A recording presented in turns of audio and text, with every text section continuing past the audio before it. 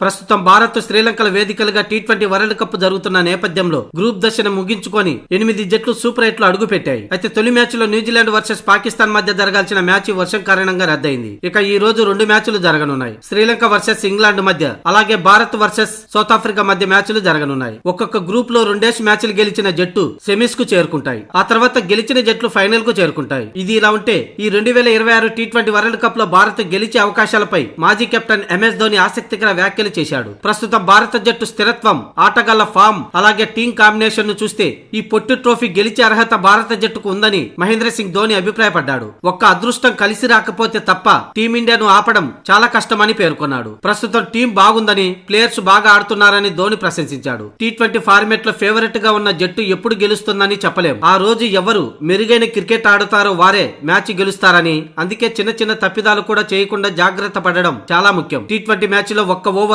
Match ఫలితాన్ని పూర్తిగా మార్చగలదు. డ్యూ కూడా మ్యాచ్ పై పెద్ద ప్రభావం చూపుతుంది. ముఖ్యంగా డ్యూ ఎక్కువగా ఉన్న పరిస్థితుల్లో టార్గెట్ ను డిఫెండ్ చేయడం చాలా కష్టం. ముందుగా బ్యాటింగ్ చేసి ఆ తర్వాత డ్యూ పరిస్థితుల్లో బౌలింగ్ చేయాల్సి వస్తే మ్యాచ్ పూర్తిగా ఏకపక్షంగా మారే అవకాశం ఉంటుందని ధోని విశ్లేషించాడు. ప్రస్తుతం భారత జట్టు బలంగా కనిపిస్తుంది. ఆటగాళ్లు మంచి ఫామ్ లో ఉన్నారు. జట్టులో ప్రతి ఒక్కరి పాత్ర స్పష్టంగా ఉంది. ఒకరు విఫలమైన జట్టును మరొకరు ఆదుకుంటున్నారు. సెమీ చేరాలంటే తీవ్రంగా శ్రమించాలి. ఈ విషయంలో భారత జట్టుకు ఎలాంటి డోకా లేదు. ట్రోఫీ గెలిచే అర్హత భారత జట్టుకు ఉంది. అదృష్టం కలిసి రాకపోతే తప్ప టీమిండియా నాపడం కష్టం. టీం కు శుభాకాంక్షలని ఎంఎస్ ధోని తెలిపాడు. టీ20 వరల్డ్ కప్ ప్రారంభమైన ఏడాది 2007 ప్రపంచ కప్ మహి సారథ్యంలోని భారత్ గెలిచిన విషయం తెలిసింది. ఇక ఆ తర్వాత 2024లో రోహిత్ శర్మ కెప్టెన్స్ లో టీమిండియా మరోసారి విజేతగా నిలిచింది. ఈసారి సూర్యకుమార్ సారథ్యంలో కూడా భారత్ కప్పు గెలిచే అవకాశాలు మెండుగా ఉన్నాయి.